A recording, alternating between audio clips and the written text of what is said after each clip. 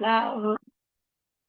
All right, for the recording, welcome back. We are Arya Nagarjuna investigators. It is September 11th, 2024.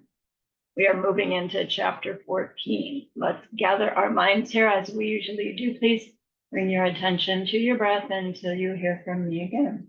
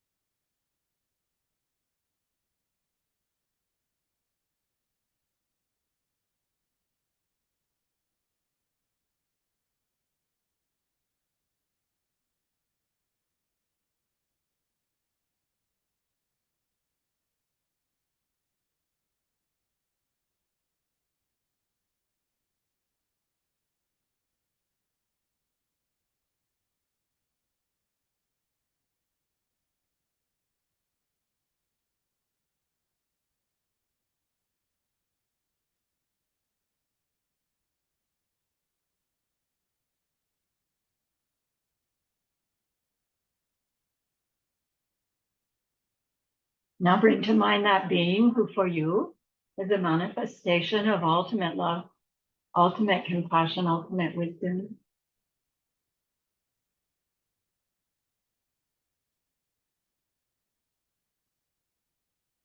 And see them there with you, gazing at you with their unconditional love for you, smiling at you with their holy great compassion, their wisdom radiating from them, that beautiful golden glow encompassing you in its light.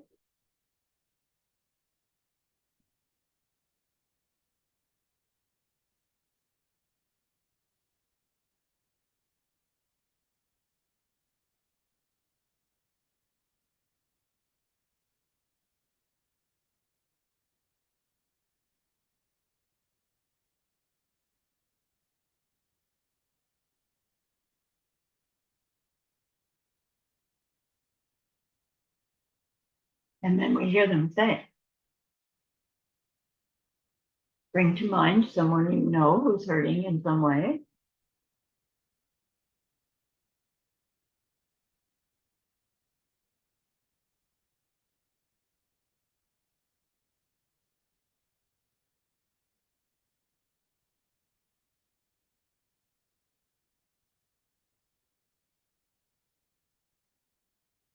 Feel how much you would like to be able to help them.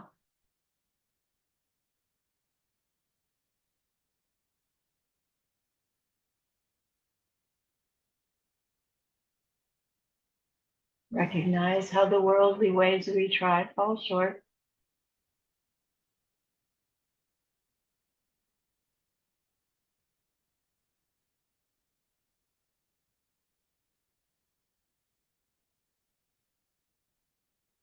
Wonderful it will be when we can also help them in some deep and ultimate way, a way through which they will go on to stop their distress forever.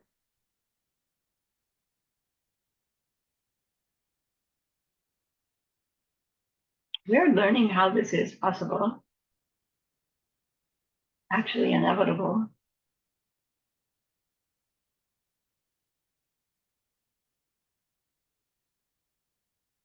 And so I invite you to grow that wish to help into a longing to help in that deep way.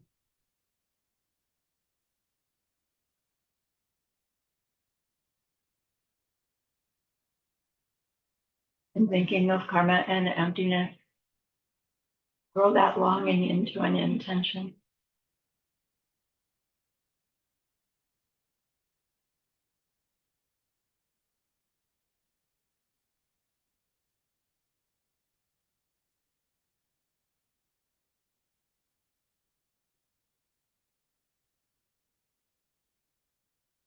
And turn your mind back to your precious holy being.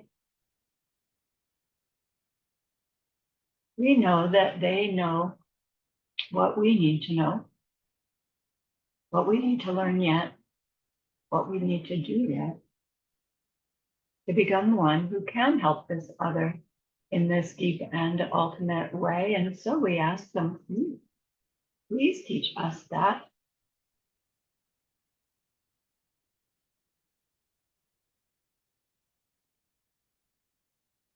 And they are so happy that we've asked. Of course they agree. Our gratitude arises. We want to offer them something exquisite. And so we think of the perfect world they are teaching us how to create. We imagine we can hold it in our hands, and we offer it to them,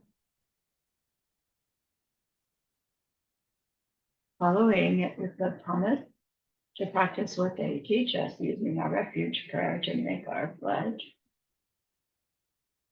Here is the great earth, filled with fragrant incense and covered with a blanket of flowers. Great mountain or land, wearing the jewel of the sun and the moon in my mind, and make them the paradise of the Buddha, and offer it all to you. By this deed, may every living being experience the pure world. Idam Guru Ratnam Dalakam. I go for refuge until I am enlightened to the Buddha, the Dharma, and the highest community.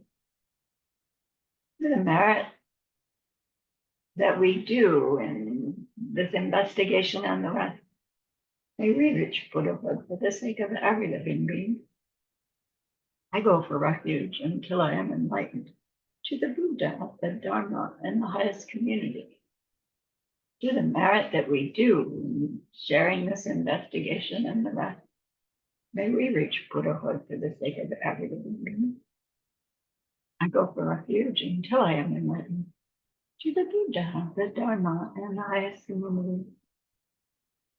Through the merit that I do in sharing in this investigation and the rest, may all beings reach their total awakening for the benefit of every single other.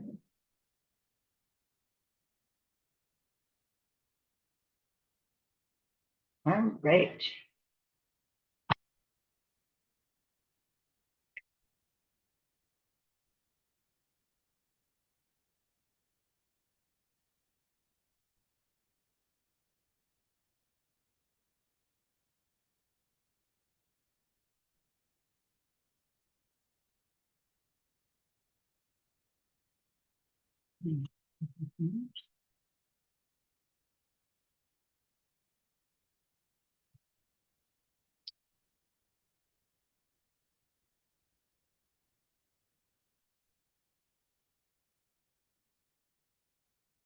You see our opening page? All righty. Janet, would you start us out, please? Start with opening and go to teenage boy. Here I have made a song for you on the very root of the middle way, which I call wisdom. In the language of India, this text is called Prajna Nama Mula Madhya Makakarika. In the language of Tibet, it is known as Uma, Sewe, Secular Jepa, Sherab. In English, we call it wisdom. Well, it really should be an investigation, a song on the root of the middle way. I bow down to Manjushri, the glorious gentle voice, in his guise as a teenage boy. Thank you.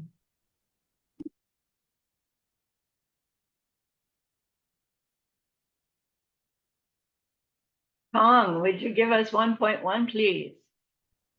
1.1, I bow down to that highest of teachers, to the fully enlightened one, who teach us to reach that peace where our fantasies about how things exist are put to a final rest.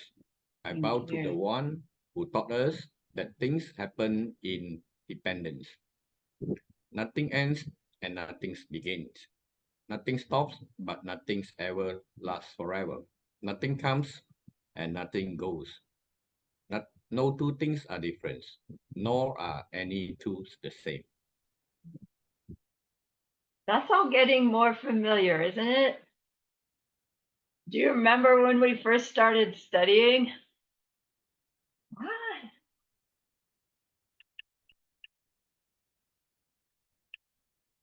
And Elsie 1.3, please. Thank you, Lam. Nothing grows from itself, nothing grows from something else, nothing grows from both, and nothing grows without a cause. There is nothing at all that grows at all. That one still makes me go, "Meow." Not at all, at all? Not at all from itself. But we don't think things grow from their self. But we don't think we do. All right. I need to change shares. If I do this. No, never mind. That's not going to work. Stop shares. Start again.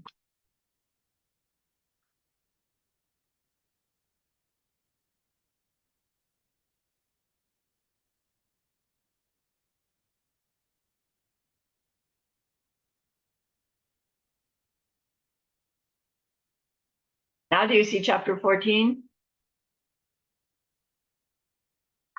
Yes. I can make us a little bigger.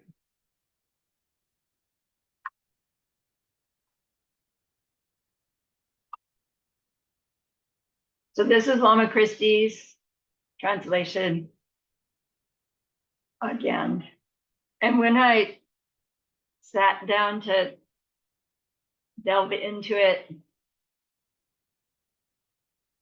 it's like, ooh, we really had to go back to chapter 13 in order for chapter 14 to make any sense.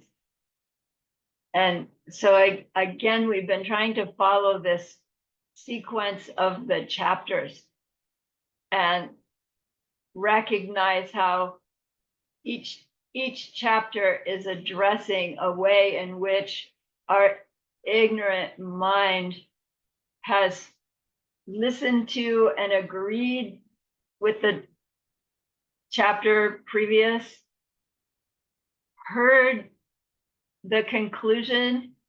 Part of us goes, yeah, but then our ignorant mind, our belief in the self nature of me, other interaction between pops up, and we go, yeah, but, and we come up with some effort to insist that the conclusion that Nagarjuna brought us to can't really be true. And we went into those sections about liking and wanting, right? Desire and the desirer. And we went into chapters, I can't remember the sequence. But each time the text isn't saying, so therefore your subject side you has no nature, but the implication is there, and our Kachik seems to keep saying, yeah, but I have to be here first. I have to exist. I have to have my own nature, which to our ignorant mind means we exist as an independent thing. But really, we know highest school to exist as an independent thing means to exist independent of our projected experience. And projected experience, we understand, is the words we use for imprints ripening into experiences. So, when we really break it down, it's like the nature of my own that I think I have is part of every projection. It's not independent of projection, but it still thinks that it's the one having the projection, that it's the one planting the seed, right? Which implies that it's a me independent of those things so that I can experience them and I can do them. And Nagarjuna doesn't ever say, let's really just sit down and look at that I. He addresses it, through all these different, more subtle ways. And then it's kind of up to us to recognize how that's settling into our own belief about me, my experience, my world of objects, and my interactions between. So from chapter 12 to chapter 13, we had said from chapter 12, whatever the chapter 12 conclusion is, I don't have it in front of me. We said, yeah, but I do so have to have some nature of my own because I do things, I produce things. Like, I'm a functioning thing, I make things happen. And so chapter 13 was that analysis of things that produce other things. And the way it was written, it sounded like he's talking about the key that starts the car. But the underlying implication is this existence of a me that has to be there to hold the key, to stick it in the car, to turn it, to get the key to start the car. And when we apparently said to Nagarjuna, I follow you, so your argument, but it can't be true that I don't have any nature of my own because I do things, I produce things, I'm a functioning thing.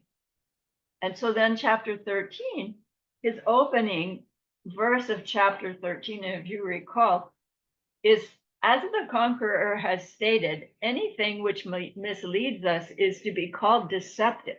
Like that's his answer to us saying, I do so have a nature of my own because I function. Anything that misleads us is deceptive. He's like saying, you are really mistaken. And like, I don't know, it goes over my head. Like, why does he start out talking about misleading is deceptive when we've just said, I'm a functioning thing? Like, yeah, you're mistaken. You're misleading yourself. Anyway, anything which misleads us is to be called deceptive. And since all things that produce are things which mislead us, thus they are deceptive. It's deceptive that the key starts the car. It's deceptive that, I don't know, give me another example.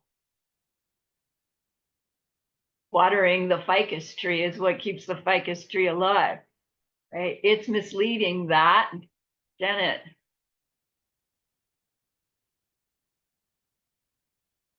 I mixed up the classes, but we're supposed to.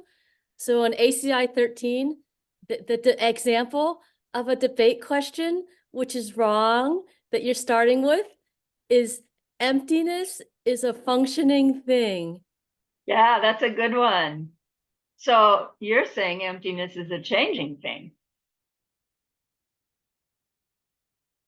It serves a purpose. Then it can't be absence of self-existence, because an absence can't function.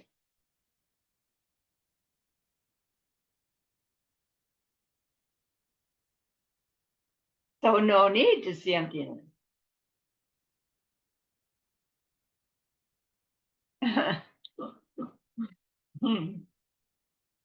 Yeah, it's good. What's the bottom line from that, though? Is emptiness a functioning thing?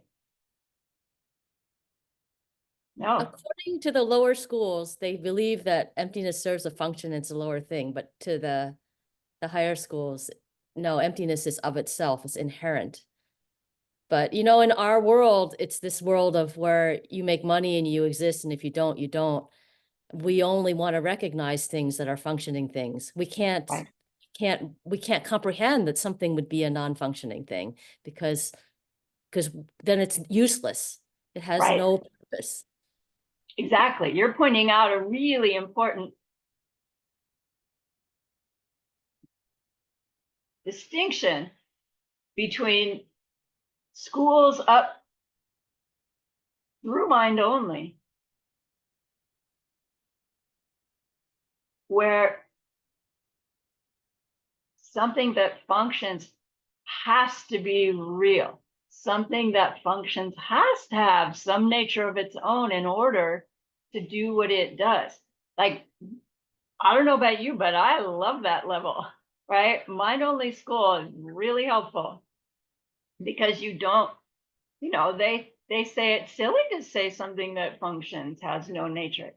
But the reason it's silly is because we're like getting to that cliff of if something has no nature, then it can't function, it can't be real, it can't do anything. It's just, like a movie, like a dream, like a image in a mirror, not real.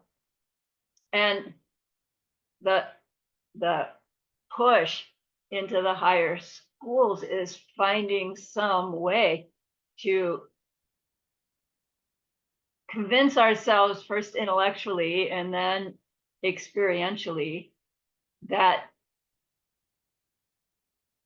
a functioning thing, in order to function, can't have its own nature, right? Reaching that more clear reaction to projections as being what makes things real.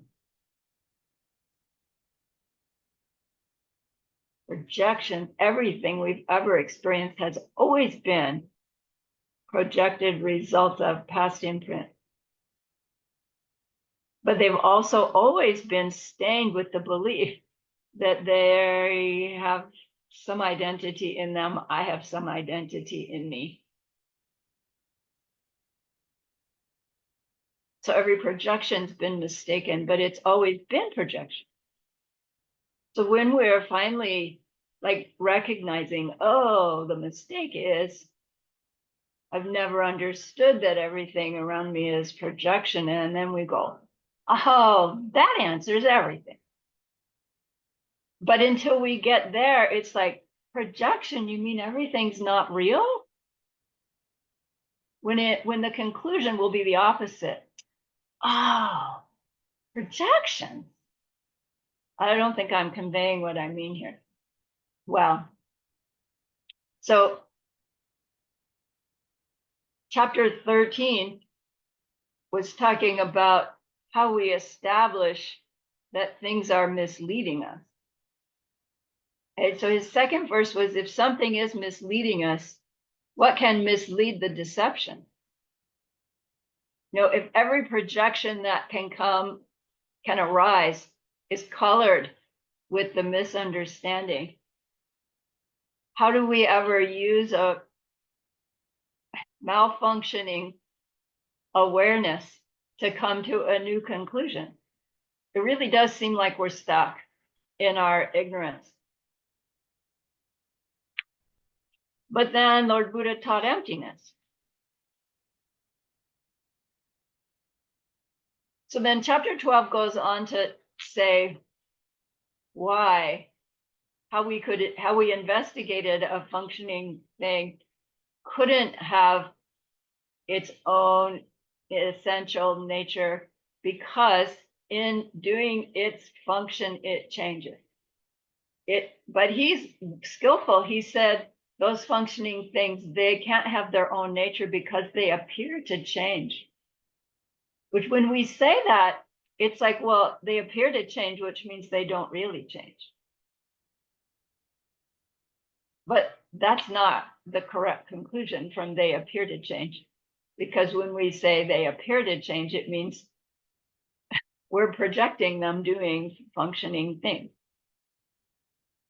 A functioning thing is not outside the projections of the being who's experiencing the functioning thing, which by implication means that me, the functioning thing, also functions in that way. Not as me doing something that brings something else about, but the karma's ripening, the projections happening, me turning key to start the car. So we followed chapter 13, right, about changing, this appearing change. And he talked about how one thing can't change into another thing as related to how things function. A key can't go from a key sitting in my purse to a key turning on the car, back to a key sitting in my purse. Like it's changing, that it can't do that. Of course not. It takes me and my hand to take it out of my purse, stick it in the car. Right? It's depending on me. And we go, well, that's how things work. They depend on other things. It's like, well, if things depend on other things to work, they don't work from their own side. And we go, yes, they do. Because I can't start my car without the key.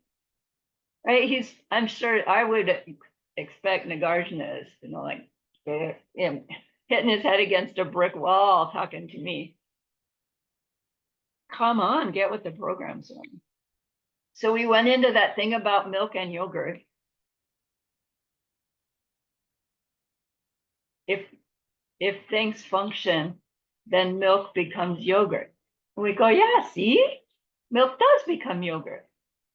And he goes, well, if there's milk and there's yogurt, and then you put the bacteria in, and there's a moment when the bacteria make the milk turn to yogurt, and there's a moment where that's only happened halfway, you should still be able to separate the milk from the yogurt, the halfway yogurt from the halfway milk, but you can't actually do that ever. And he goes, see? Yeah, and we go, yeah, see? It's so hard. So in the end of chapter 13, he says, emptiness, the victors said, transcends every view. And they've said that those who view all that they see with emptiness have nothing more to reach.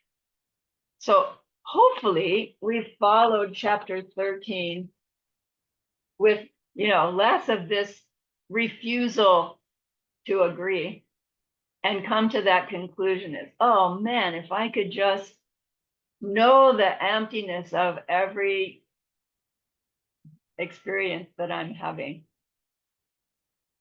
I would be so much more mellow. No, I wouldn't be blaming them for doing that to me. I'd be recognizing when things don't go well, it's ripening seeds. My response will create new.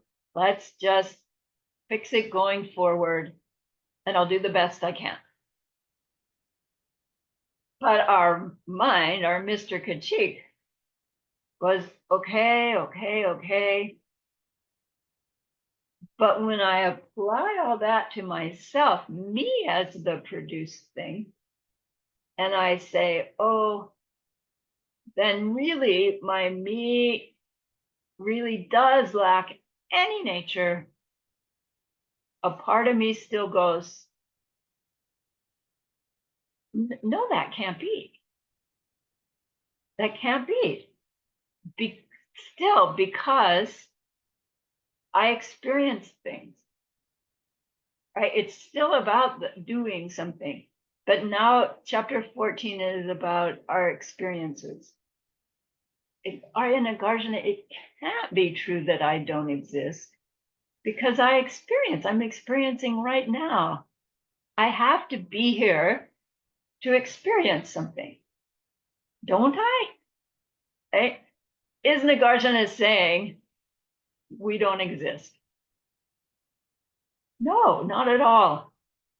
Not at all. But when our belief in me, independent me, hears, I have no nature, it goes, so I'm not real. And it's like it's so quick and subtle, it's hard to even catch. But if we do, we would say, yeah, but Nagarjuna, I have to have my own nature because I experience things. You can't say I don't experience things. I do. And where Nagarjuna goes is this chapter 14, which in the scripture, you don't get the chapter title to the end of the text, till the end of the chapter. So thank you, Lama Christie, for giving it to us sooner so that we can follow the train of thought. He gives us an analysis of touching, analysis of making contact. The other texts that I'm reading, the other commentaries, they use, one of them uses, very college words on an analysis of contact. We've done it before. We've talked about, can you find the moment that two independent things can touch, either materially or in time, right? In space or in time. Can you find the place where two independently existing things come together?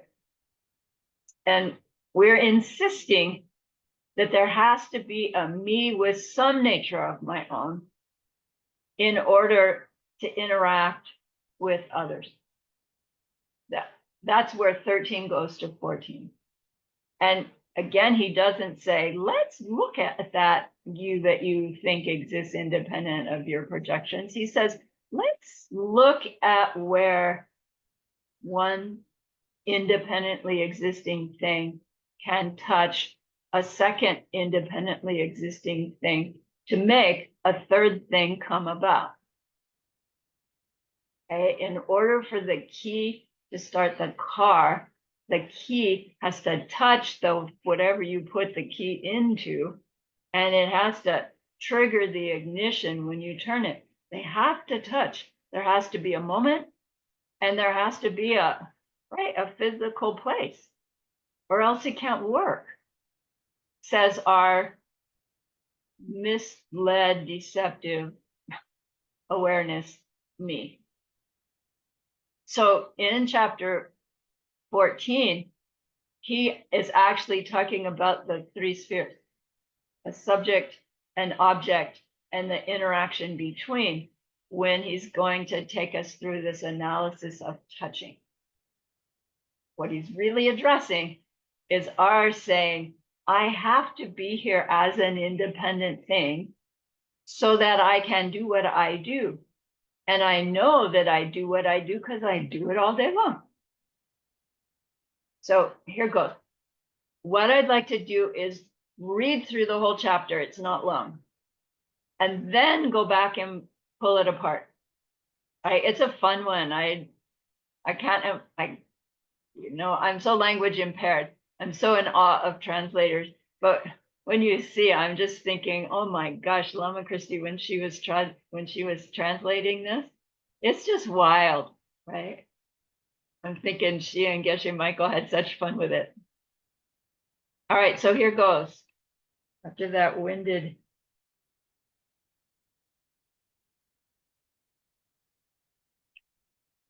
lead in.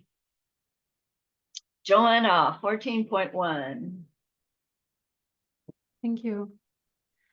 Take, for instance, the triad of the seen, the seeing, and the seer.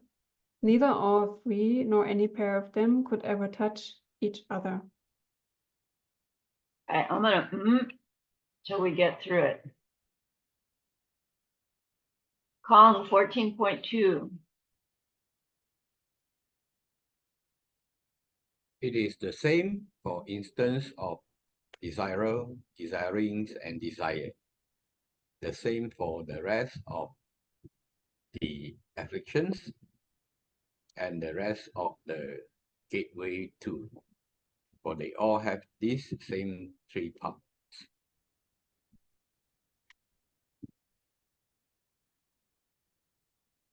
Janet, 14.3.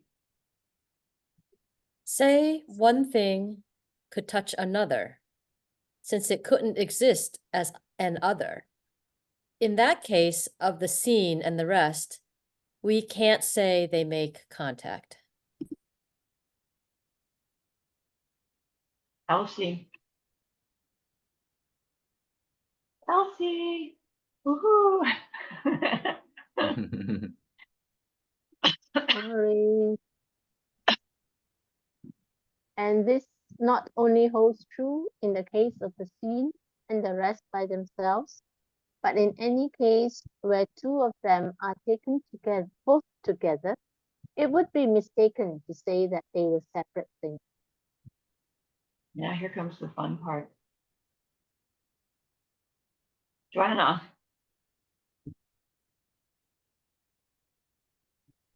14.5. To be one thing depends on the other. How could there be another without something else? But if it was something because of that other, you could hardly claim it was other. It's like Dr. Seuss.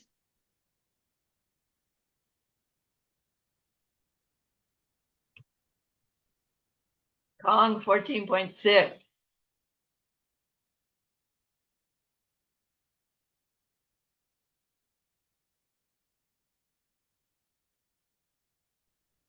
If others was something other than the other, it would be others without any other.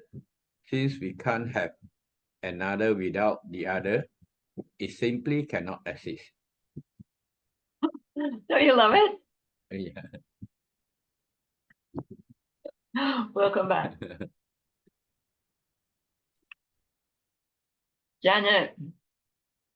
You don't get an other by having another. You don't get it with an other either. If you cannot have an other, neither it nor another could ever be. It makes me spin.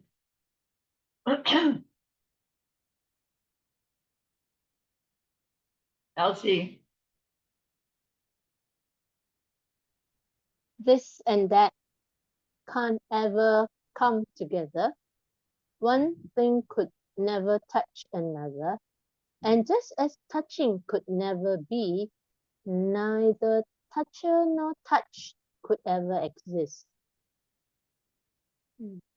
And so concludes chapter 14, an investigation of things touching.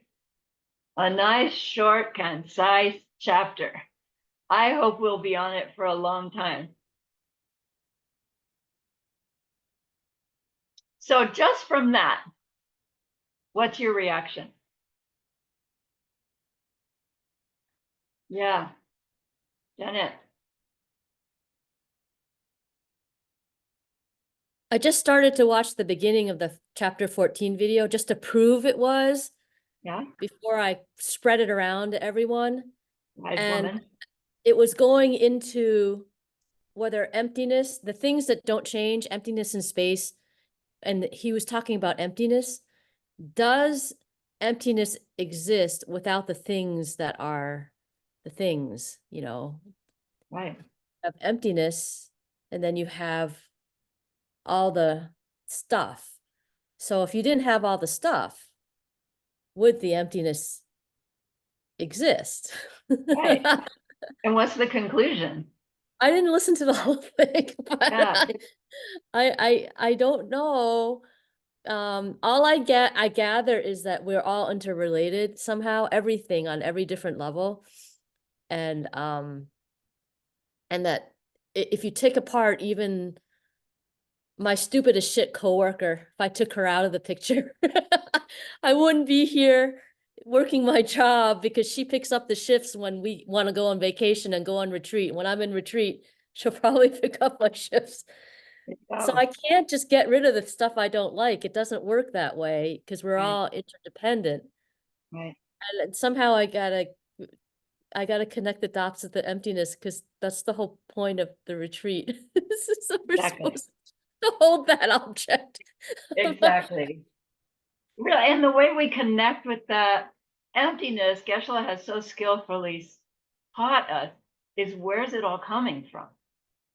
And that's also what Nagarjuna is trying to help us learn to recognize, is how we automatically believe that it's all coming from out there at me, because then that allows us to, doesn't allow, it's just like it's the belief that has built into it blaming them, right? They did that to me. I do this, they do that, right? And that's just our world, and it has been. And when we come to understand even a smidge of the empty nature of all of that, we recognize the piece about how my reaction is actually the key factor in what I'm going to experience in the future, but there's that darn time gap. So the understanding that empty nature, there are all these different levels of understanding it that are all, somewhat helpful. But the one that we can reach, through which we can finally stop perpetuating that underlying mistake, is that understanding of what we call the empty nature of those three spheres, as Janet's pointing out. And as we go through our stages of understanding this thing called emptiness, we do go through a period where we go, oh, okay, so emptiness is ultimate reality. Emptiness is that somehow inherent thing that's out there all the time. And out of that emptiness comes this me and my experience. And that's useful because it gives us enough awareness to say, okay, then, really, I can't blame other people so much, that really my actions and reactions are important, because that's what's bubbling up out of this great emptiness. But then as we learn to investigate further, we see, well, no, that can't actually be true, that there's a big emptiness that everything comes out of, for all these different reasons that we've been exploring the appearing things. We apply the same reasonings to the appearance of an emptiness that could appear all by itself. And we see that, no, this thing, emptiness, that absence of self-nature, requires something that we believe has a self-nature in order for us to become aware that that thing has no self-nature like we thought. And so it takes appearing things for there to be emptiness. But it takes emptiness for there to be an appearing thing. But you see, we're still thinking, okay, so there's an appearing thing and there's an emptiness of the appearing thing. And automatically we think those are two independently existing things that come together. And that this chapter is addressing, how is it that we believe two independent things come together for a third thing to happen? That's the triad he's talking about here. Seen, seer, and sorry, seen, seeing, and seer. So the seer is the subject side. Me, you.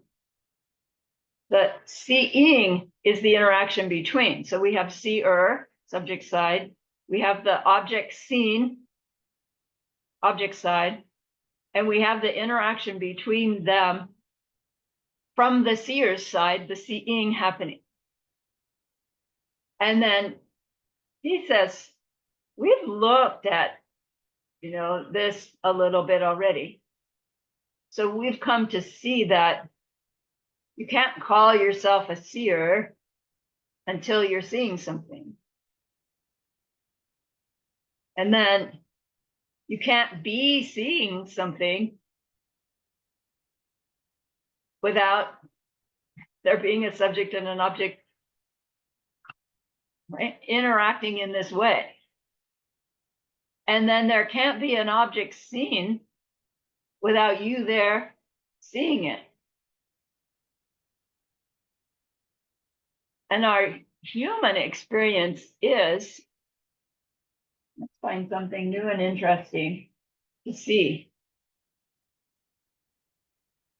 Our experience as we see the bottle of water is that there's a me here first.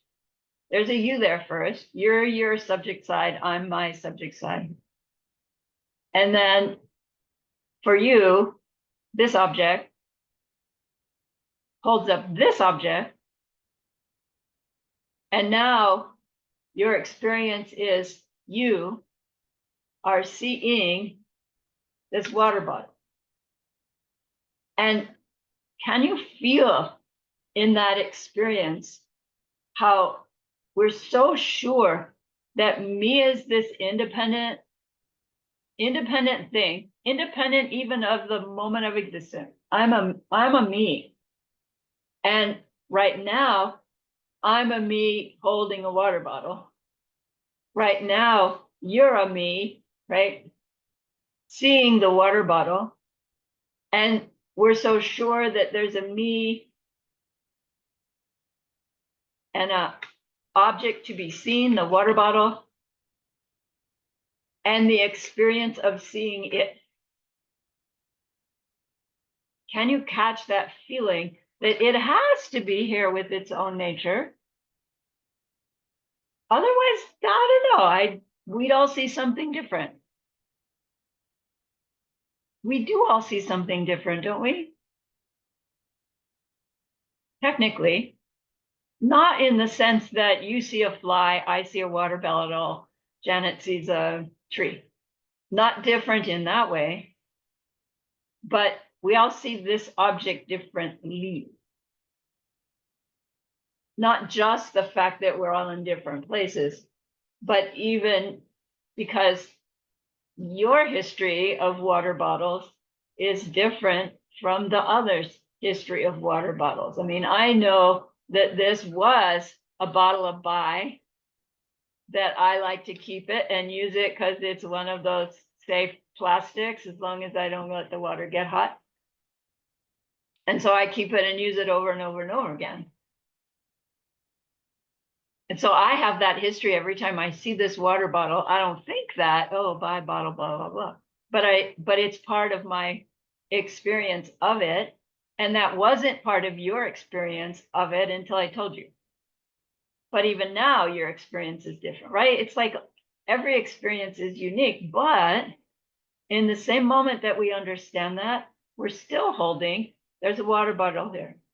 And when I put it down on my desk, is your mind thinking, well, Tsarani's water bottle is there by her somewhere. I can't see it anymore, but it's there with its own nature. Now, technically, we can't say you're incorrect in your belief that I still have that water bottle there.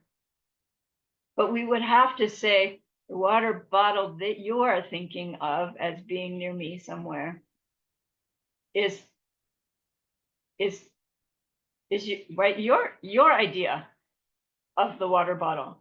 It's almost easier to see how that water bottle is coming from you than this one is. Right? Because your mind is now thinking she's got the water bottle down there. You can't see it, but you know it's there. That has to be your idea of the water bottle, doesn't it?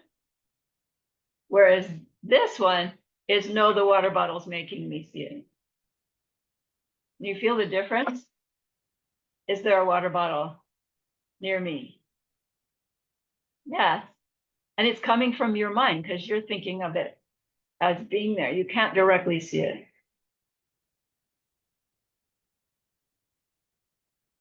Those are valid perceptions too. I'm distracting myself. I'm trying to get to the seer, the seen, and the seeing, and how you can't have any one without both of the others. And where he's going to go with that is let's look at it from each one of the three, and let's look at it if we pair any two as like one thing that contacts the third thing. And let's see if we can find where those independently existing things that we think are there are coming together to make the experience me seeing water bottle. If there's a me,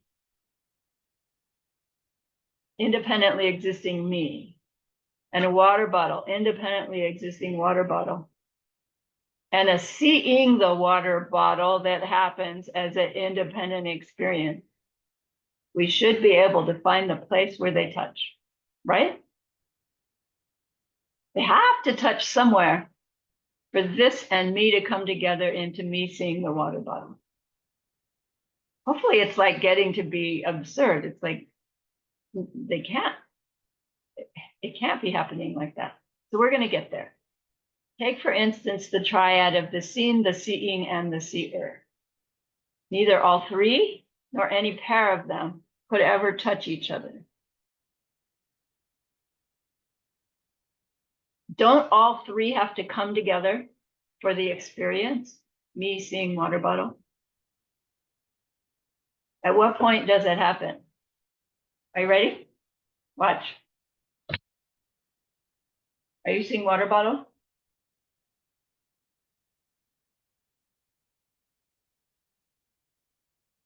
Is that all you need?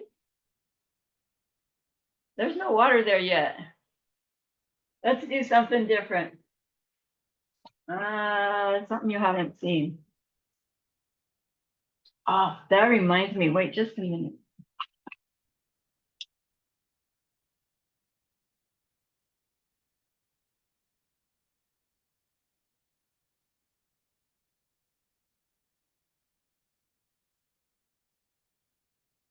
Something for Heart Sutra Retreat.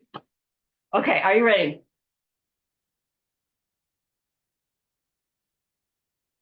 You're looking to identify your experience of you seeing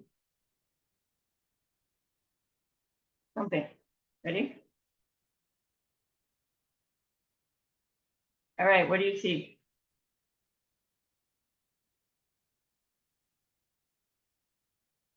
Something blue on top. Okay, something blue. Mm. Stapler. Oh, wow. Oh, So I'm putting my finger where, like on my video, this is how much of it I can see. You got stapler from what? It took 2/3 of it to find stapler.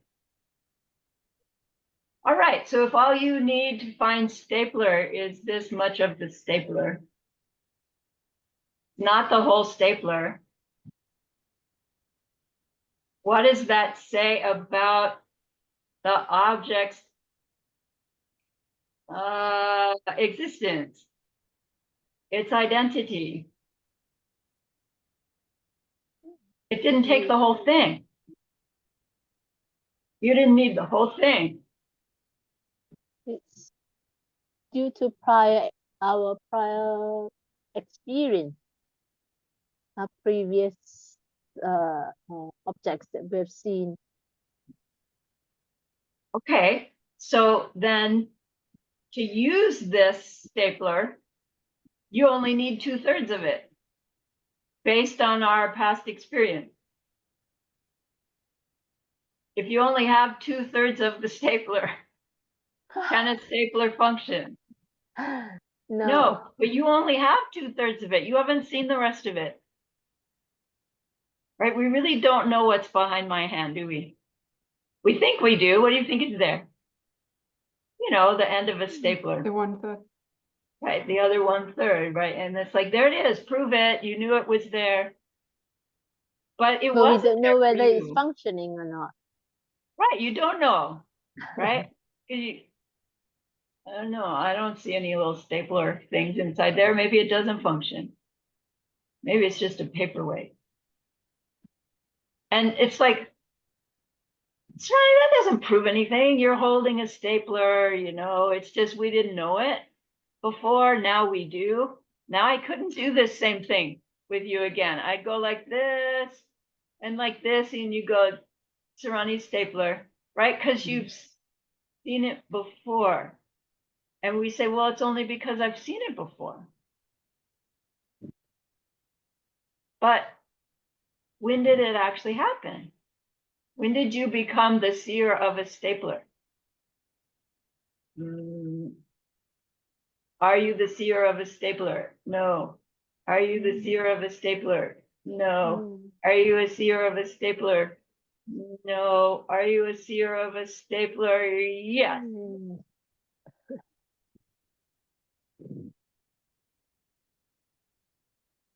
You think you're seeing a stapler? Assume it's a stapler. Right? Our mind is making the whole stapler. Front, back, inside, outside. We probably assume there's staples in it because who would have a stapler without staples? The seer, the seen, the seeing, and the seer. We think, I'm here first. Stapler shows up. I can see it.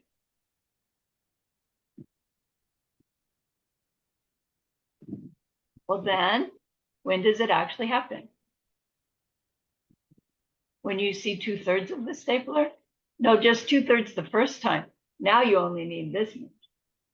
Actually, all you need is this, right? You don't even see that it's got stapler, and you know it's my stapler.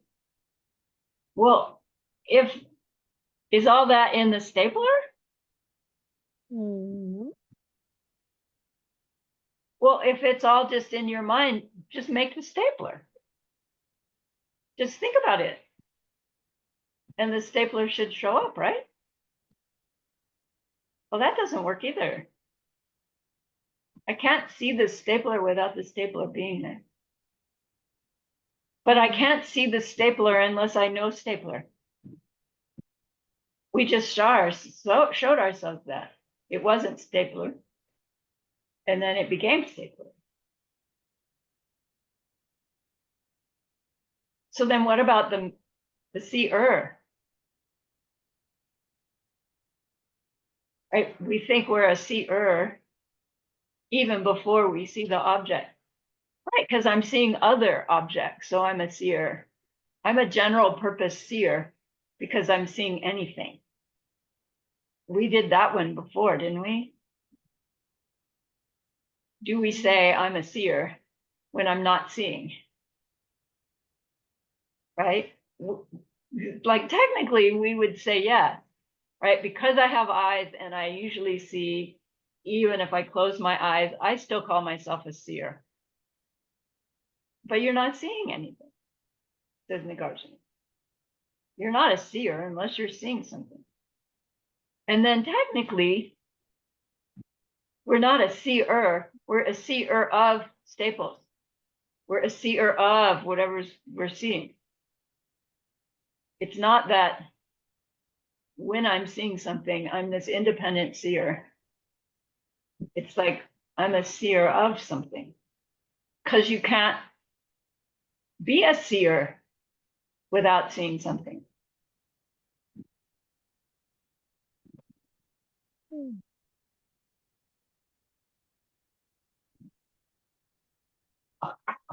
It's happening all the time, but Nagarjuna is saying, look, it can't be happening in the way that we think, because an independent me that isn't a seer can't ever contact an independent thing. It's still, it's like, is that clear? It isn't. It's still a struggle. There's a struggle. Why can't I contact it? I have to be able to be a me here in order to contact anything. Everything that misleads us is deceptive. 14.1. Do we see that you can't have a seer without seeing? And we can't be seeing without an object to be seen? And that there isn't an object to be seen until somebody's seeing it, until we are seeing it? And so we've got this triad that can't be three different things interacting when it's happening. There has to be something else going on for the experience of me seeing water bottle, me seeing stapler happening. There has to be something else going on. Because they're so interdependent, you can't separate them. But our ignorance says, no, you start with separate things and you combine them. And Nagarjuna goes, ooh, fatal mistake. Nothing can have its own nature and then interact with something else. But things interact with things all the time, right? Because they have no nature. But what does having no nature mean? It means the nature it has is the nature of whatever's ripening in the mind that's English fails. I want to say the mind out of which it's coming, but then that would say, no, there's a mind there, and then this stuff comes out of it. And that would be mind only level. Okay. Let's take a break. Get refreshed. We'll go on.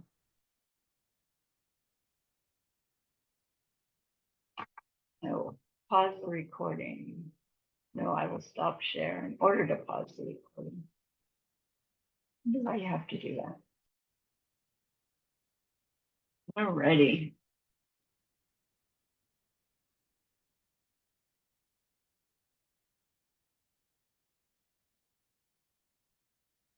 So neither all three nor any pair of them could ever touch each other.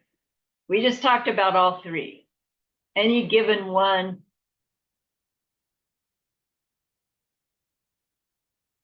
in the seeing the water bottle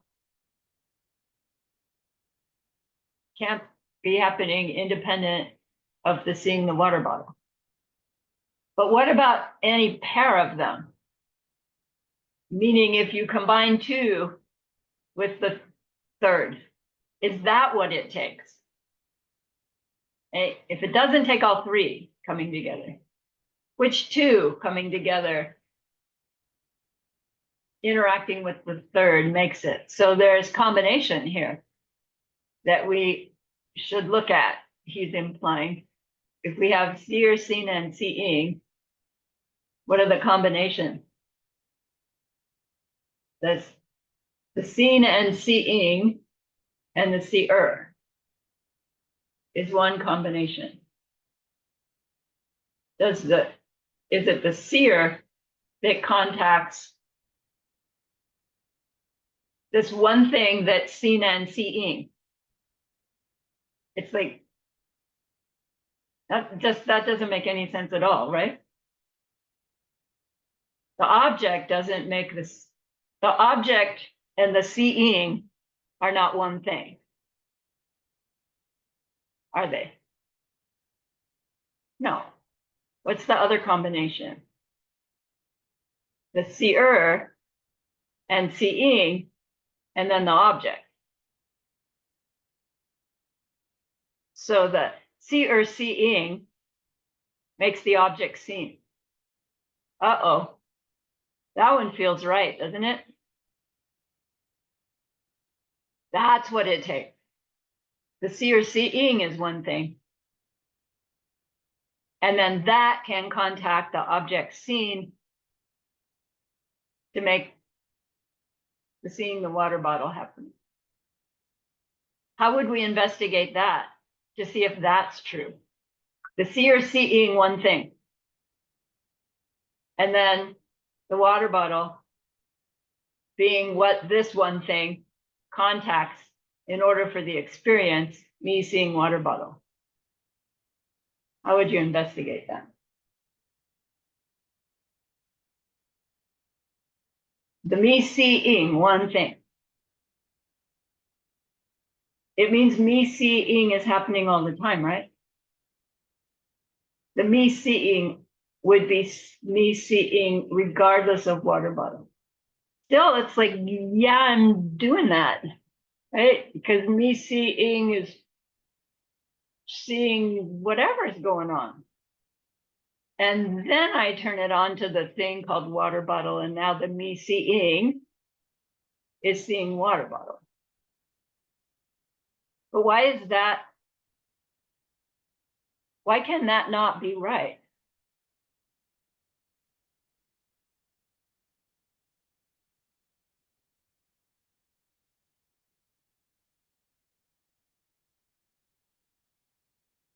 I would say it needs an object. I can't see. Seeing can only happen with an object that I Right, see. right. This seer seeing does not include an object. So what would seeing be? Seeing without an object. It doesn't make sense. But we have to think about it because it seems like, yeah, me seeing is happening before the object shows up. Because it's not like we go, me seeing, like I've got a ficus tree over here, me seeing ficus tree, me seeing lamp, me seeing Buddha, me seeing, if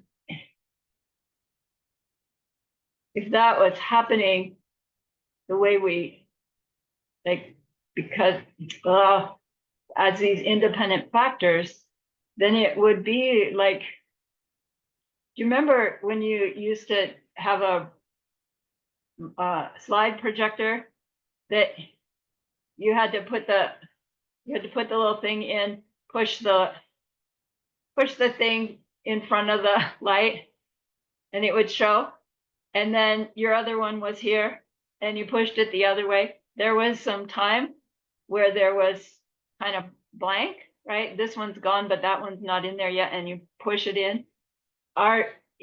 If our awareness was me seeing this and then that, dependent on the object showing up, then the experience would be like ficus, end of ficus, lamp, end of lamp. There should be a pause in between.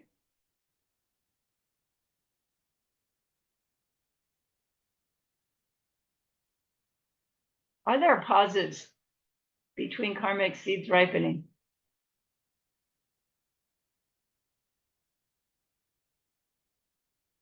No. Which is probably why it's so hard to get our minds still enough to recognize the no self nature of things, because that would be the closest thing to a pause between ripenings, but that direct perception is a ripening also.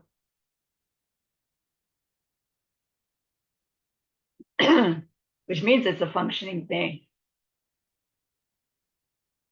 But the direct perception of emptiness is not the emptiness that is the absence of self-existence, which is what we're directly perceiving.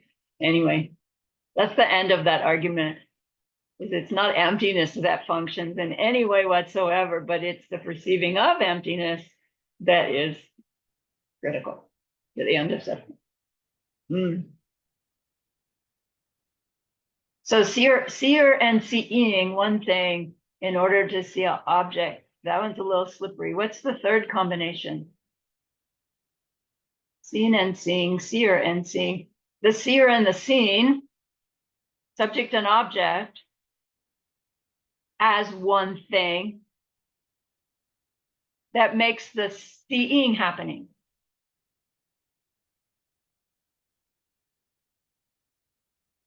Subject object, one thing that makes seeing happening. I like that one really, makes the sparks fly. It's like subject object can't be one thing. That's the whole, like, subject object, that's the whole nature of existence. There's subjects and there's objects. And you can't say subjects objects are one thing that then experiences. But we just said, I'm not a seer of a water bottle until I'm seeing the water bottle. And if seeing the water bottle is coming out of my projections, my mental image, my seeds ripening, and that water bottle is unique to me, how can we really say, where did it go? That it's something different than me. Right? If it's unique to me.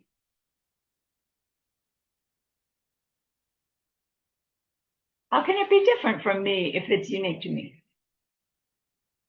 Without the difference of it from me coming from me also.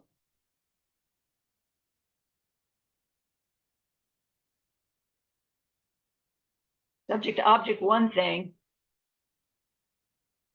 experiencing that, well, wait, if it's one thing, it couldn't establish an experiencing, right? If you and the water bottle are one thing, you can't all of a sudden be seeing the water bottle.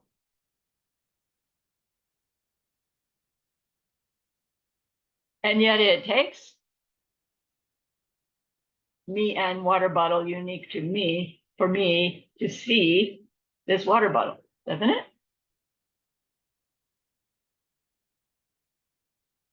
But then even if I were subject, object, one thing, and then it makes the interaction of seeing it happen, when or where does that happen? Right? You wouldn't be able to find that moment either because you're already, me and my water bottle are one. So I'd have to be experiencing it in some way. And then why all of a sudden am I seeing it versus feeling it? That has to be coming from somewhere. And if it wasn't coming from just me, water bottle as one thing, then it has to be coming from something else. Because me and the water bottle, one thing, are already happening. So if the seeing the water bottle comes from me and the water bottle being one thing, it happens the moment me and the water bottle are one thing. And we're back to separating them out into three things, which we already said is impossible. Like his verse number 1 is telling us where he's going to be going. And so if we try to work it out first, then we follow through the rest of the verses. The rest of the verses will fine-tune what we thought we understood, which is not actually very close for me personally. So think about it again. We've just said I do so exist because I experience things. Nagarjuna says, let's look at those experiences. Take, for instance, the triad of the seen, the seeing, and the seer. Neither all three nor any pair of them could ever touch each other. If they can't have contact, how can they interact? How can they influence each other? We have to make contact with the things we experience, don't we? And in order to make contact with something, something has to be there.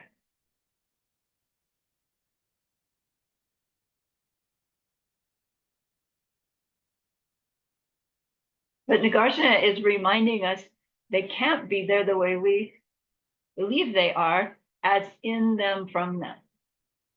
And we can't be here the way we think we are, as in me, from me,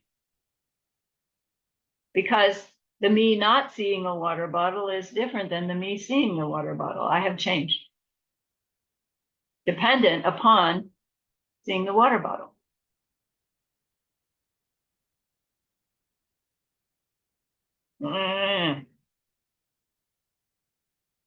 So Nagarjuna is going to take us more deeply into this belief about something as other.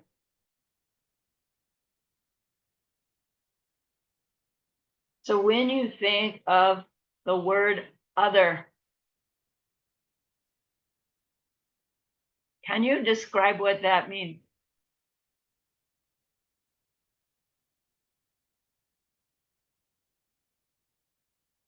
That's our trash guys going by. I'm sorry for the noise.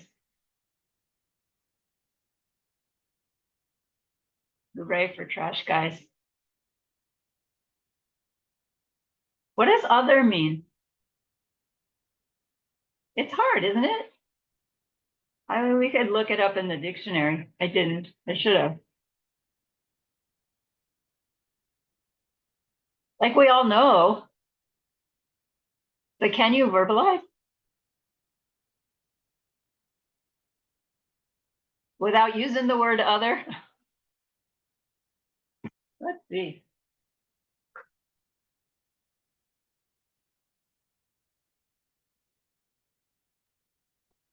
A different person, a different thing. Right, different. How do you call it? Well, definition. Well, from the martial arts point of view, which is Asian, so I suppose it applies here. It's the yin yang symbol, which is the polarity and the concept of opposites and other opposites. And then in the yin yang symbol, there's a dot. So it's like you have the white and the black, and then you have the dot within it.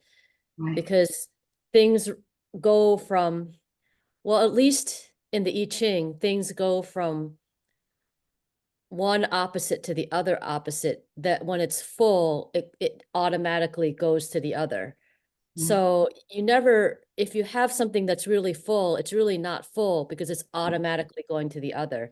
And then you have all the stuff that's in between. Right. And I guess on some level, there really is no yin yang, and there is no polarity, and there is no opposites.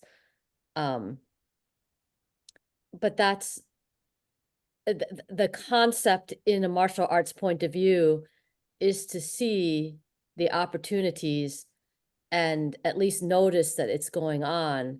And you can create the opposite by knowing, like if someone pushes you and they're totally full, they can't go forward anymore. They're either going to go forward and fall over, or they're going to go back.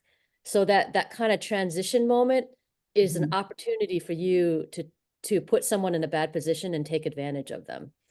So you can create opportunity or a weakness by creating a transition moment.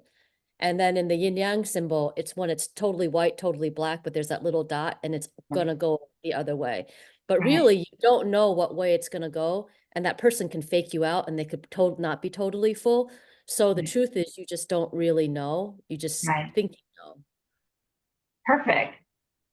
Like, that's another way of saying that the empty nature, the all potential nature of any given moment of experience is this: you don't know which way it's going to go. You know, it seems full, but maybe not. And even if it is full, it's got to end up going, you know, reversing because it's full. It can't go any further. That that uncertainty is the misunderstanding of believing it has some nature, but it doesn't. We feel uncertain about things, and the uncertainty feels uncomfortable. But in the martial arts, Janet is saying, no, you learn to use that uncertainty, like to be in the mode of expecting the uncertainty, because then you know what to do. Right? You get a glimpse into what to do. It's similar with emptiness, to be aware of that uncertainty nature of things. Looks like a water bottle, but it's really not. It is a water bottle. I can use it coming from me, but it's equally available to be anything for anybody else. So when somebody else picks it up and throws it away, because for them it's a piece of recyclable garbage, I wouldn't go, hey, you just threw away my water bottle. I'd go, well, for them it was available for recycle. You know, I think my reaction is, wow, what'd you do with my water bottle? there's a restaurant in America someplace, and someone put water in someone's glass, but it was really cleaning fluid, and then they drank it, and then they sued the restaurant. So, I mean, you can never really be sure, but we're pretty trusting. And then it's not like we test out everything we do because we don't have time. I mean, time is an issue. It's a factor. The timing is an issue. Sure is. So yeah, I mean, you could say it's a water bottle or a glass of water, and then you can drink it and it's really cleaning fluid. And you Exactly. could have really dire, dire consequences. Exactly. But that maybe is another example of karmic seeds too. You know, was it a mistake, or was it someone's seed that it was coming? I don't know. You know, I don't know about that. Right. Dictionary says other, denoting a person or thing that is different or distinct from one already mentioned or known about. Wait a minute, where'd that go?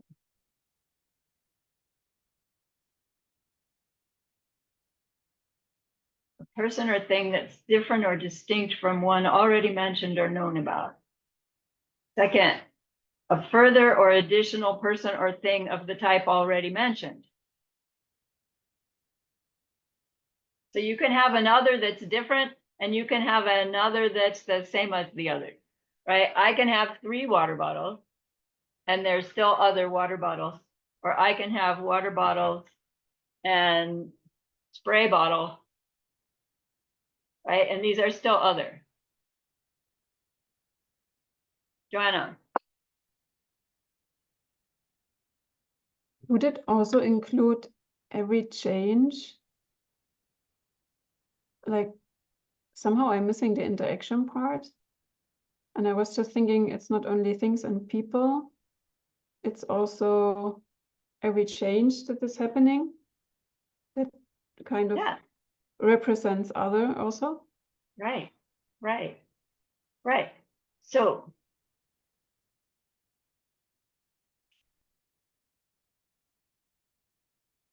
does that mean that, you know, you went to bed last night as one Joanna, and you woke up this morning as today's Joanna? You have changed, right? Definitely, I'm older. And so you're other than the Joanna you were yesterday. Yeah. Well, so which Joanna are you? Well, that's easy. That one's gone. I'm the I don't Joanna know right when now. another one. Right. But by the time we say, I'm the Joanna right now, you're in a new right now. That one's gone. By the time we identify ourselves, the one we're identifying is already gone. Like, will the real you please stand up?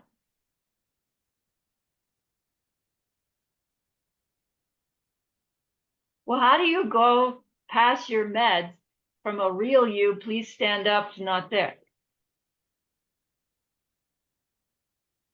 That's the one that's actually passing the meds. Because everyone you go to serve perceives you differently. But it doesn't feel that way, does it, Janet? You go from patient to patient, you do the thing, you interact with them, you think it's you the same for every one of them, but it can't be. You're the unique one for each client, each patient. And that's how special you are. Because your emptiness is matching exactly what they need, whether you know it or not. Because the way they experience you is their experience, unique to them. And you're different by the time you get to the next one. It really is an exquisite feeling to have that sense of being the all potential as you interact with others. It's so exquisitely difficult.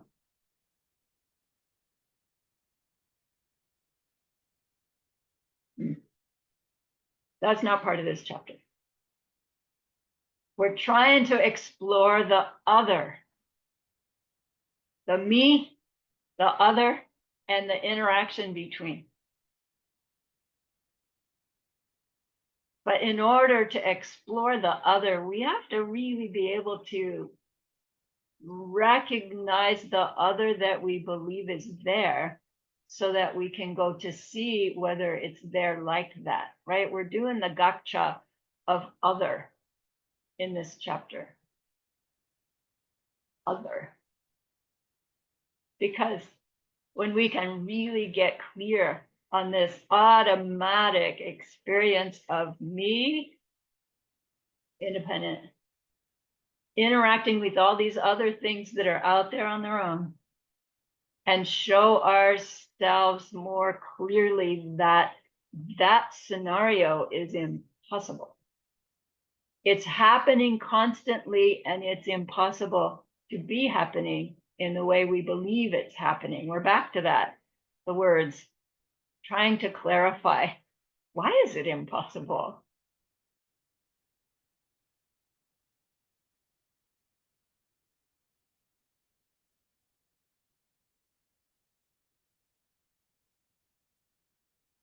Can there be independent aspects of anything for any of us?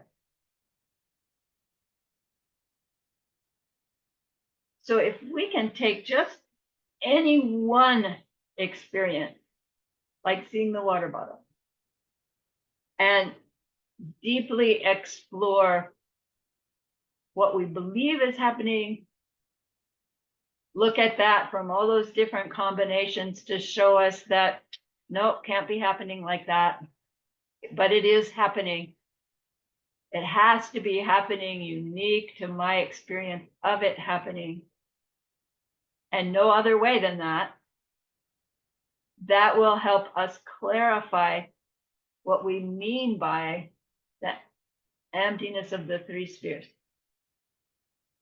Which, some of us are studying Diamond Cutter Sutra right now. And that's a critical piece. Understanding the emptiness of the three spheres for the Bodhisattva who's trying to do their acts of giving. I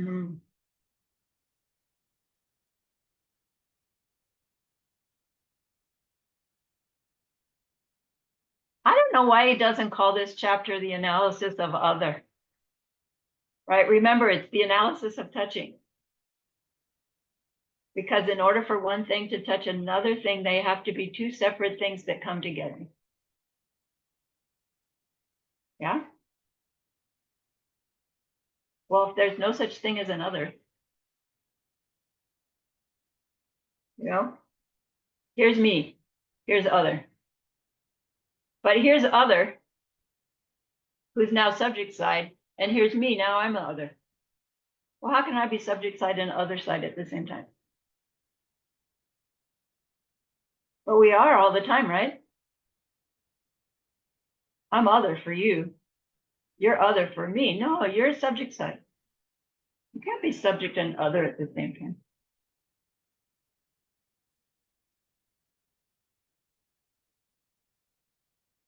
Sorry. Take, for instance, the triad of the seen, the seeing, and the seer. Neither all three nor any pair of them could ever touch each other. Why not? Somebody give me a synopsis of my ramblings. I mean, I feel like, and it's probably, I'm gonna blame the mixed nuts, but it's it's like, if you are putting together a sentence, you have a subject, an object, and a verb, and you could have a two sentence. You know, you see, you see water, but you can't just have the you can't have just the water, and you can't have the sea, because then you don't have a comprehensive sentence. Perfect. So and then the Diamond Cutter Sutra is like, well, everything exists in name only. It's just the words that we make up. It's these stories that we're telling. You know, a woman is different from a man, a woman. I mean, like the people look at women. I don't look at women the way my Tai Chi teacher looks at women. And he says things like, he says men are always thinking about sex. And I'm like, really? Because, you know, I find that really hard to believe. And he's like, yes, yes, they are. I'm just like, wow, are you serious? So I do. I mean, it's the stories we tell each other, and they're different stories. And I guess if debating, you start out with a false statement, and most statements are false, but you pick the harder ones and then the easier ones. Is it really true that all the statements we make are false? Is that really true? I don't know. Because I always thought communication was for like giving information to each other. And then there's like the, you know, immigrants are eating cats and dogs. Okay, that seems to be a false statement. But then there must be a true statement too, shouldn't there? When you're debating, shouldn't there be a true statement? And Right. it's just so like, it just screws with my head watching these presidential debates, and I'm studying debating, and I'm just like, is this really debating? Is this really debating that people are making false statements and then having to refute it? This is, and everything is just false, and we're trying to elect our officials with this. And it's like, is this what the Saramay Monastery is like with 12-year-olds? No, it's absurd, isn't it? Like what we're doing is absurd. That's Nagarjuna's point. Come on, you guys. What you think is going on is absurd. Everything's false because it's mistaken, misleading us, because we misunderstand it.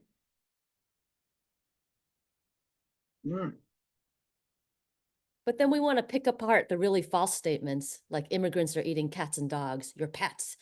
They're eating your Right, pets. right. That's more false than saying the sky is blue. It's false in a different way, right?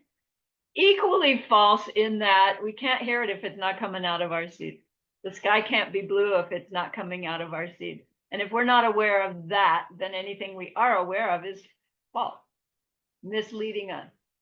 Some things mislead us more directly than others. There's a whole debate about that. If you haven't reached it yet, you will.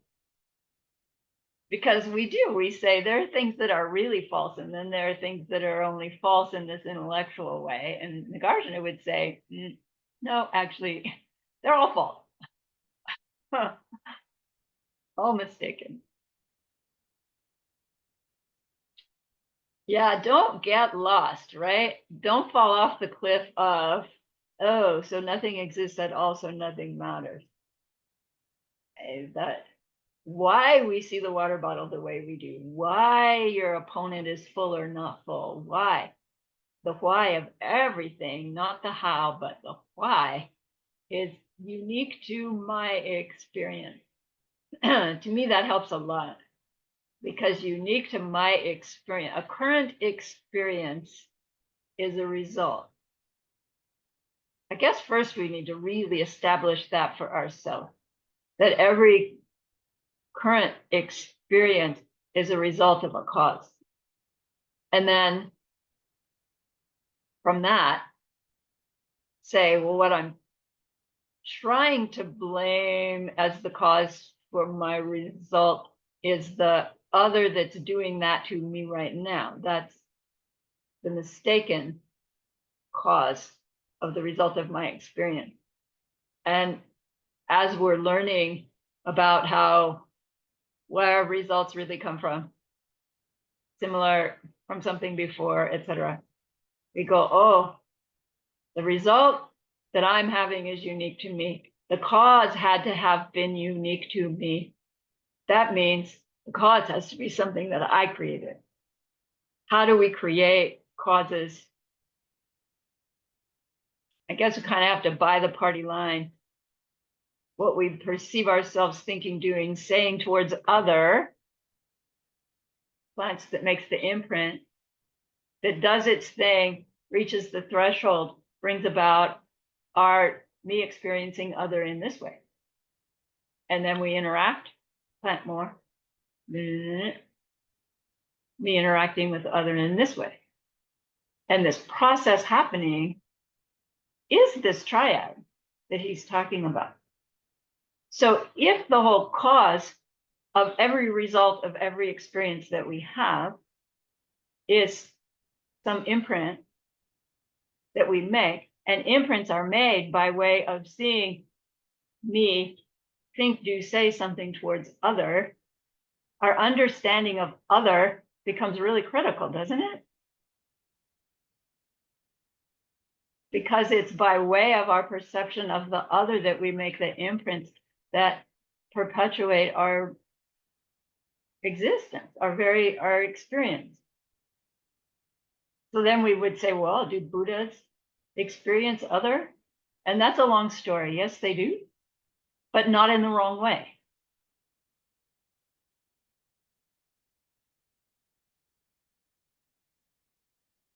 Yes, Joanna.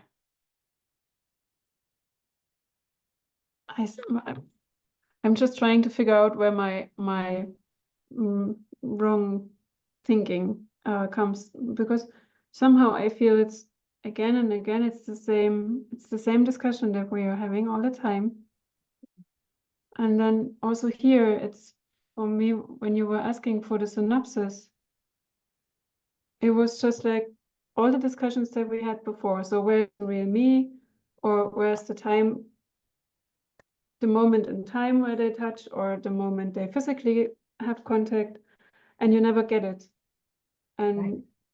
we are talking about going and walking and the goer, and it's always somehow to say, am I thinking wrong, or it seems sometimes No, it is. It's the circling. same argument again and again and again and again. Because every time we catch it, we go, yeah, but, Slipping. you know, but that can't be truly, because we think that the conclusion is, well, then nothing exists except projection. And when we hear that nothing exists but projection, some part of us goes, oh, well, then nothing exists at all. And that's not true. When we say everything is projections, nothing is anything but projections, which is actually more accurate. That's what makes things real. If you call projection experience, can you experience something outside of your experience? No, that's absurd. So let's use the word experience instead of projection. Everything's my experience. There isn't anything outside my experience. But that still lets my part be the thing that's experiencing, and it doesn't really help us. because we're trying to get some way to get our like automatic me, other separate things coming together to like go, can't be. And we only get it for a fleeting instant, and then we pop right back into ordinary. And every time we struggle to do it, we've made those imprints. And actually, Geshe always says, every time we struggle to do it, we've sent that vibe out into our world. And it's like, it will come back to us getting it deeper and deeper and being able to hold it longer and longer. So it is the same argument over and over and over again, with all these different nuances to try to get to all the different places where we go, okay, I get it about hearing, I get it about smell, I get it about that, but seeing, right? Those things have to be out there. Each of us will find the one that's like, oh, there's the critical piece for me. Somehow it feels like so far it always helped me in situations where I thought, okay, this can't be like I think it is. Then I think of these three spheres and try to think, okay, there's me and there's other and there's whatever happens in between. And now he's like, even getting those three, it's dissolving somehow into poof. Not even those three are there anymore. It's like, oh God. Not there at all. Not there in the way we I think. know. Yeah, not there in the way we think. So what I really love about this group is that it's true that it's our pleasures and our pain, none of it really exists. But Lama Sarani would say it's totally worth it to plant positive seeds so that people can learn and they can have positive learning experiences. And yes, that's not real either, but that one thing is worth planting positive seeds for. It's totally worth planting positive seeds for. And yes, it's all our rose-colored glasses. We see what we want to see from our own side, but the planting of positive seeds so in the future we can have unfold positive things is still worth it despite that. Absolutely. Absolutely. Right? Planting our seed is where we have the power to create. It's like that is our power to create. Yeah, it's changing the scene, and thus the seeing by the seer is a different experience. Right. It's just like the water bottle, which in our mind is one fixed object. Right. But then one day somebody switched a new water bottle for us. And then we'll be looking all over for it. Where's my water bottle? Till someone says, oh, I got you a new one. And that becomes a new scene. Right. Right. Nice.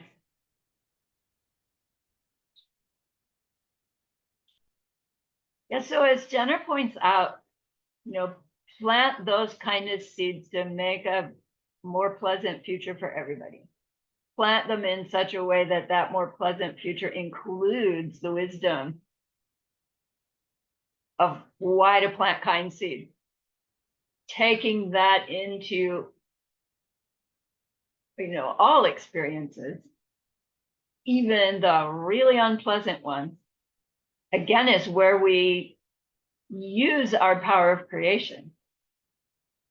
Our habit is, oh, bad situation, let me out of this, right? Either avoid it or when we're in the midst of it, do anything I need to get out of it.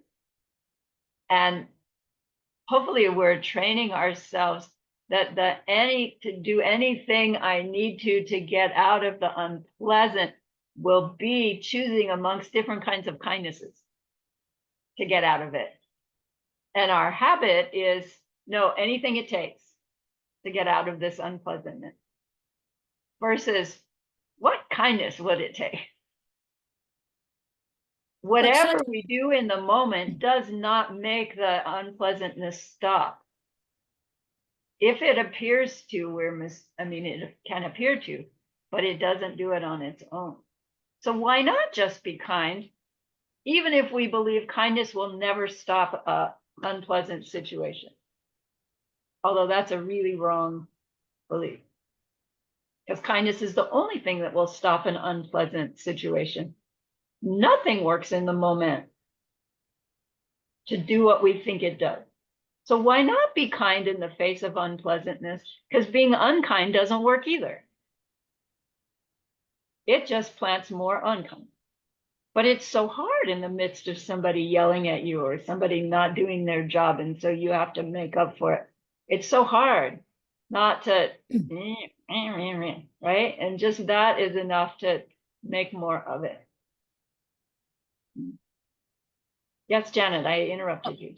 Shantideva says it's just new habits. We have the habit of complaining, but he said we Yeah. could have the habit of just not complaining and being a bump on the log.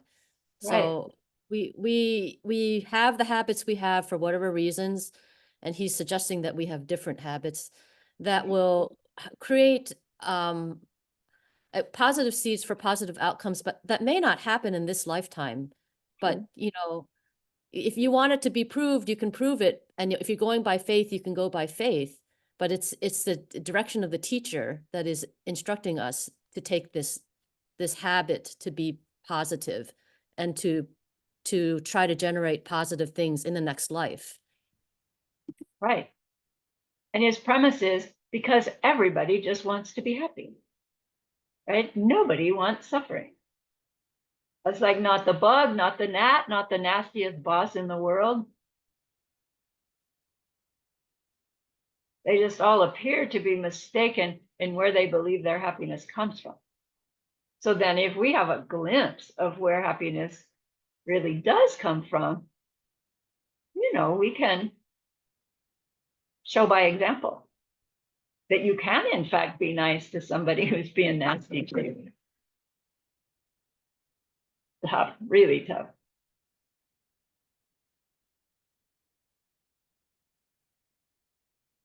But, you know, without applying this stuff to our behavior choices, it's all just brain candy, right?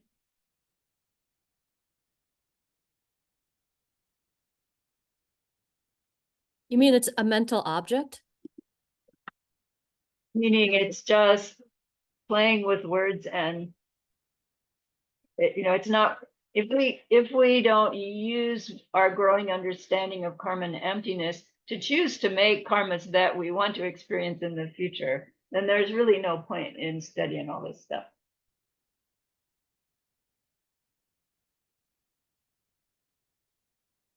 Would you say in the moment we are not applying the learned things in our daily life that we plant more seeds for ignorance?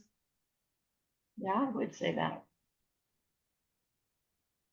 So I like when Geshe-la says in the example of the second husband in the kitchen that if you want to plan something, go in front of the mirror. So the ignorance of all the people that I meet all in my life, I could stand in front of the mirror and just say, it's your ignorance, yes, yes. Okay. I know, you know, we know the four powers. Let's four powers are ignorant. Like I've done this in retreat. I've like argued this with myself in retreat. All right, ignorant. I've been ignorant since forever. Now I know it. I really, really, really regret it. I really, really, really take refuge in the emptiness of that ignorance, right? Because it's empty. My seeds stained with ignorance have no nature of their own. They could be gone in an instant. I'm going to do the antidote of blah, blah, blah. And when I'm done, I will apply my power of restraint, which means I have to not experience something as having its nature in it. That's where I get stuck, right? I can't apply the power of restraint. So I This say, also, sorry. for this long, right? For this long, my power of restraint is going to be this long. Done. But I was now going I to say have to 30 do that seconds. yeah, for again and again and again and again.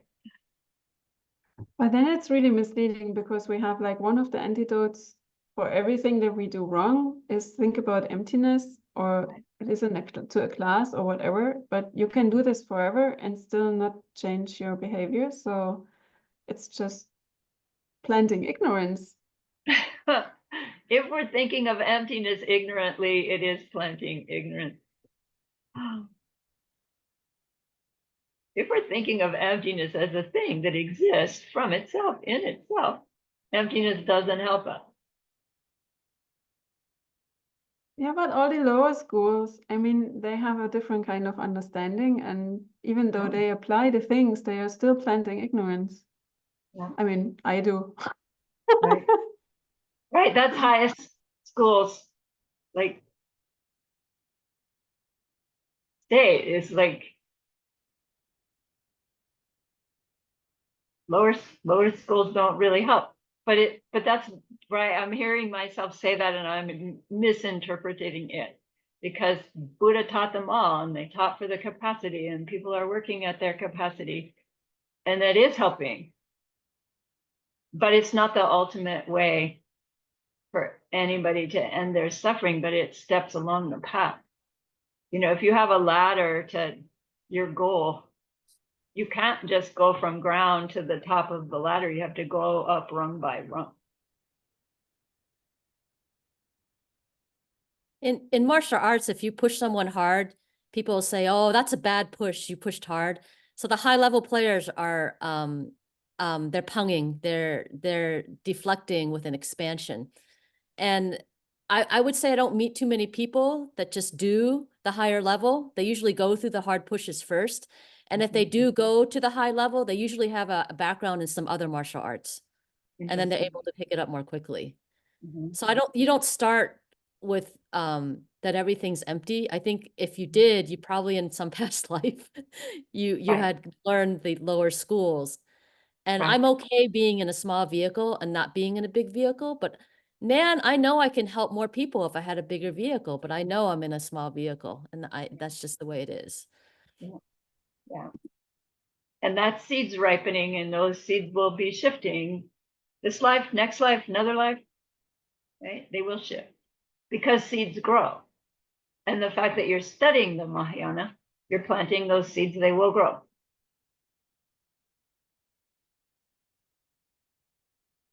All right, we did one verse, but now we're ready to go on to the rest of it next week.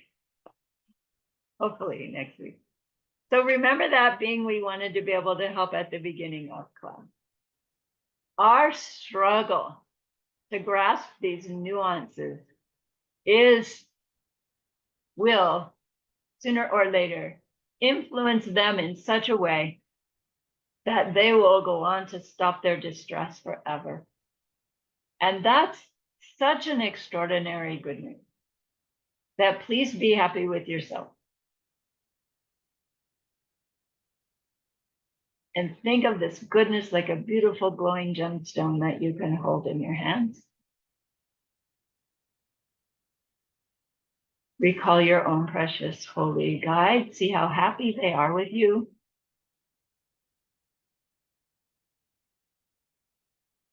Feel your gratitude to them, your reliance upon them.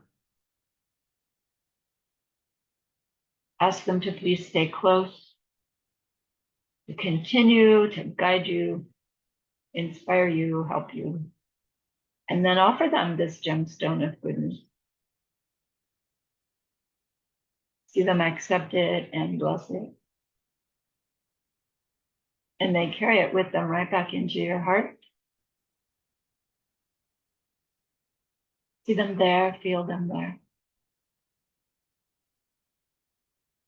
Their love, their compassion, their wisdom, they're inside you, available for you. It feels so good. We want to keep it forever. And so we know to share it. By the power of the goodness that we've just done, may all beings complete the collection of merit and wisdom, and thus gain the two ultimate bodies that merit and wisdom make. So use those 3 long exhales to share this goodness with that one person. Just share it with everyone you love. Just share it with every being you've ever seen or heard of. See them all filled with happiness, filled with the wisdom of loving kindness. They don't need to study all of this stuff. They just know it. And may it be so.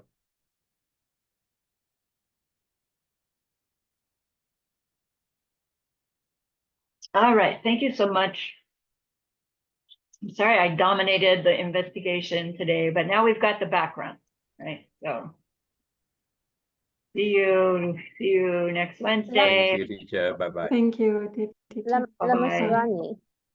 Lamasrani, can I have 10 minutes of your time?